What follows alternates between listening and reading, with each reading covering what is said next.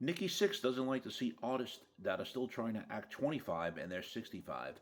This is the Rock and Roll Weatherman. My name is Sean Morrison, and yes, the Motley Crue bassist has spoken on this, and I found this article interesting on blabbermouth.net, even though it didn't talk awfully about that. And he says he doesn't think it's cool for the fans.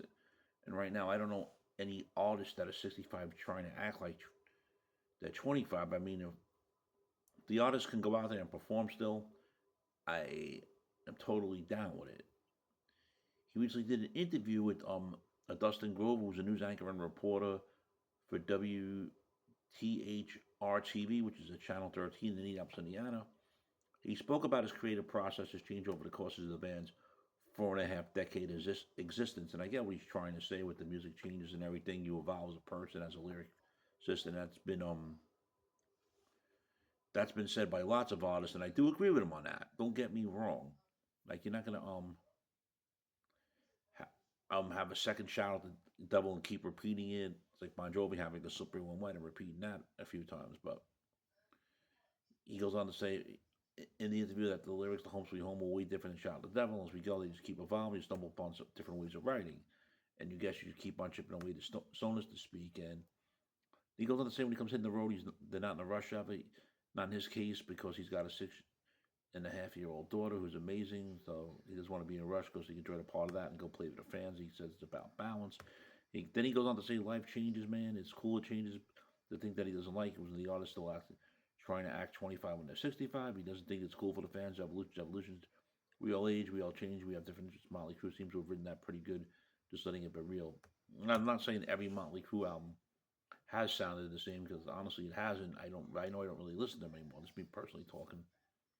And then he goes, like it or not, one thing about Motley Crue is that they have so many people that we just pissed them off, and other people that they've changed their lives. So it's going to operate the way they operate and do it the way you want to do it, not like everybody else, because you're probably going to draw both types of extreme types of actions. He goes on to say, and like he goes, and that's the kind of also been accidentally the magic of Motley Crue, putting out "Shout the Devil," and we kept saying "Shout the Devil," but not with the devil. And the Christian groups were outside protesting the concerts, and of course, and they were like arenas were full at the same time. I think they were still on the headline. They could have been still opening for Kiss. I don't remember, or other bands and all.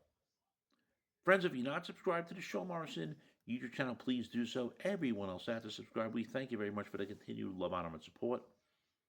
It is greatly appreciated. I'll give to Motley Crue because apparently $1 from every ticket sold from the Return of Carnival of Sins tour is going to be donated to ASAP, which is an after-school arts program through the Motley Crue Give Back initiative to fund hands-on arts programs for young people. Hey, I'll give it to them for that. But friends, what do you think about Motley Crue? I mean, not Motley Crue, but Motley Crue's bassist, Nikki Sixx, not liking to see artists that are trying to act 25 when they are 65. He also says he doesn't think it's cool for the fans. Your thoughts, friends? Shame, shame, shame.